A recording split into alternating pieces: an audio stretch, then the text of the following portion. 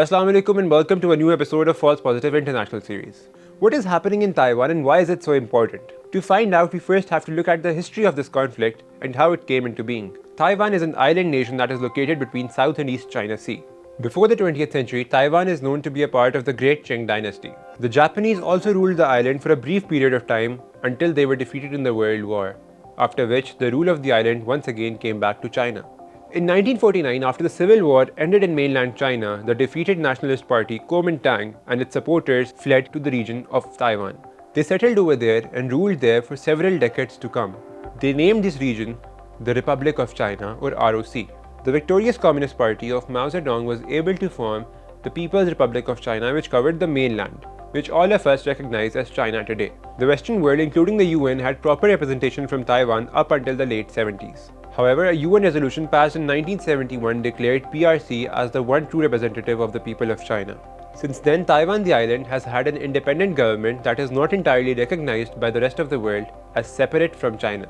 In fact, as of today, only 14 countries of the world recognize Taiwan as a state. The previous ruling party in Taiwan, KMT, supported the current position and enjoyed working alongside and sometimes under Beijing. Ever since 2016 though, this hasn't been the case. When the DPP and President Tsai came into power, their stance on China became more stern. The mission to get recognized as a state rather than a renegade province of China has become a more clearer objective than ever. The majority of the people in Taiwan, however, don't seem invested on either side of the debate. For a country with a population of 23 million, which is almost 10 times less than that of Pakistan, Taiwan has an economy roughly twice the size of Pakistan. Even though a majority of Taiwanese people believe in a separate identity, the Taiwanese Public Opinion Foundation shows that more than 64% of them don't see the possibility of an armed conflict with China in the near future. Similarly, a United Daily News survey from 2021 reports that about 51% of the people in Taiwan want to maintain the current form of existence vis-à-vis China. For the longest time, the United States has had a covert role in ROC, or Taiwan as we know it. Even though the United States supported the anti-communist systems of Taiwan as late as the Cold War, ever since the UN resolution, the United States has adopted what they like to call a One China policy.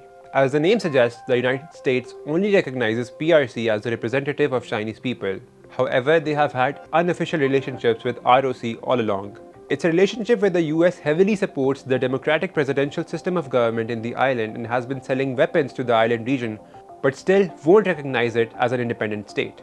Despite the One China policy, the US stance on the status of Taiwan has taken up some heat in the recent past. Following the Trump administration, President Biden even replied in affirmative when he was asked whether he would extend military support to Taiwan if need be. Are you willing to get involved militarily to defend Taiwan if it comes to that? Yes. You are. That's the commitment we made. The Chinese stance hasn't exactly been dormant either. Over the last few years, China has increased its naval and airspace presence in the South China Sea. Xi Jinping has also repeatedly conveyed his intentions of a unified motherland, which aims to include ROC inside the PRC. 和平统一之后，台湾将永保太平，民众将安居乐业。 So why is America, the champion of freedom and democracy as it is, more interested in Taiwan than it was before?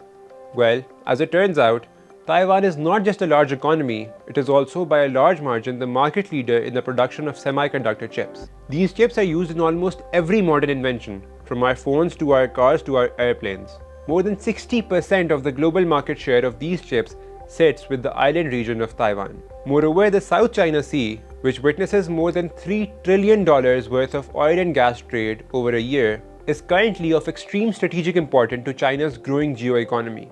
By unifying the motherland, as Xi Jinping calls it, China will have complete access to this trade, not to mention the additional manufacturing production of giant Taiwanese companies.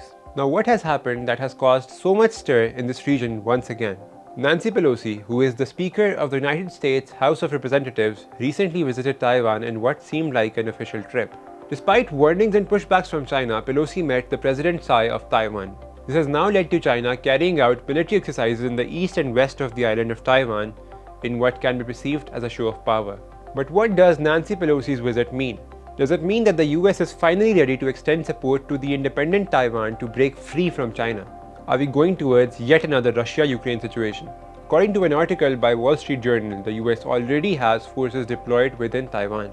If they are to be believed, then the threat of the war might actually be bigger than we expect. Pakistan has a long-standing friendship with China. Not only is it dependent on China for a lot of its trade needs, the role of China is also very important in the economic growth of Pakistan. However, Pakistan also enjoys a healthy foreign relation with the United States since the time it came into existence. That the wars of the West would not and should not be allowed to cause damage to Pakistan's own. However, the results and affinities due to that war did not exactly pan out as expected both for the Pakistani government and the Pakistani economy. That being said, if such a situation were to arise between US and China, Pakistan stands to lose something no matter what side it chooses if it is made to choose one. Therefore, the only way forward for Pakistan in this conflict, if it were to arise, would be a peaceful negotiation. It is almost clear that if a war were ever to erupt between the US and China, it would most likely be over Taiwan. And even though the people of Taiwan might not be getting a say in this, the $700 billion economy and the 23 million people of Taiwan would be far lesser in number once this war ends. Please give us your feedback in the comments, like and share this video, and subscribe to the channel. Allah Hafiz.